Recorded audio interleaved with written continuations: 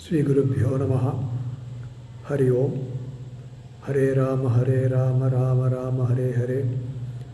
Hare Krishna, Krishna Krishna, Hare Hare. Page number 131 and 132.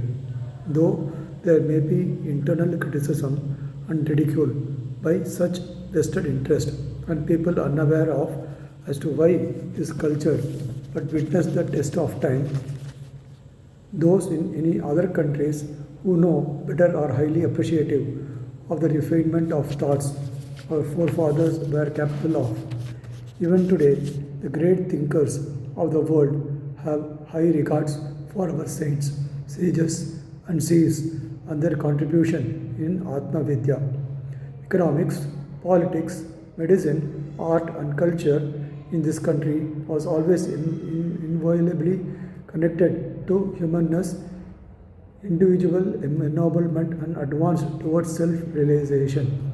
This fact is identified and understood by the foreigners who are translating and taking away these Vedas, Ayurveda, Dhanurveda, Patanjali's Yoga Sutras, Narad's Bhakti Sutras, and so on. Incidentally, there is no copyright for the Vedas, and no one is talking about intellectual plagiarism. You only have to read some of the so-called best sellers in management subjects to understand my point.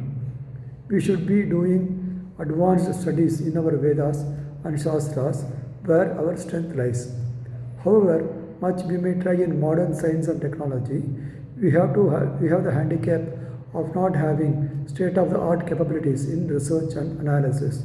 Yes, despite that, we have had some Nobel Prizes in literature and science like Rabindranath Tagore and C.V. Raman in the past. Yes, Indians are making their presence felt even in modern science and technology today while working in other countries. But it is in the field of the abstract sciences of philosophy that we have already excelled over the world over centuries. It is true that it is the Bharatvarsh, that is India, more superlative Mahatmas have been born, lived, and thrived than all the countries of the world put together.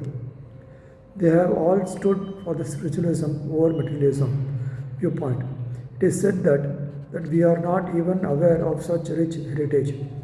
We do not even know the names of the books which are proof of that heritage.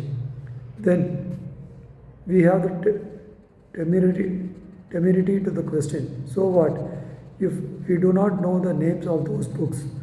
What is the use of knowing them? We, the inheritors of that tradition and culture which the whole world admires and envies, are not even aware of our own heritage. Is that not very sad?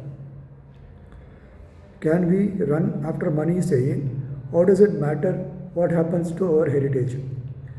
Many such Indians settled abroad came to me and have asked about Vedas, Upanishads, Gita, Yoga, Purana, and temples.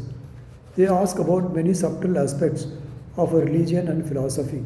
They say that they became aware of their own ignorance in these matters when approached by inquiring minds amongst their friends and acquaintances in those countries. They feel sad and embarrassed that they do not even know when others know about our country and heritage. They tell me, why don't you give some books to read about our religion and subtle principles of our philosophy? The point to ponder is that though we are fond of copying the West in their finer points, we have no excuse for not having the minimum knowledge about our own culture and civilization, which is the oldest living and ongoing one. Being copycats, we are aping them in our attitude towards materialism too. This is deplorable.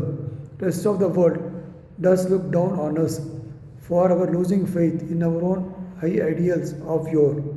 If we had remained unmodernized, unread, and uninformed, it would have been the better.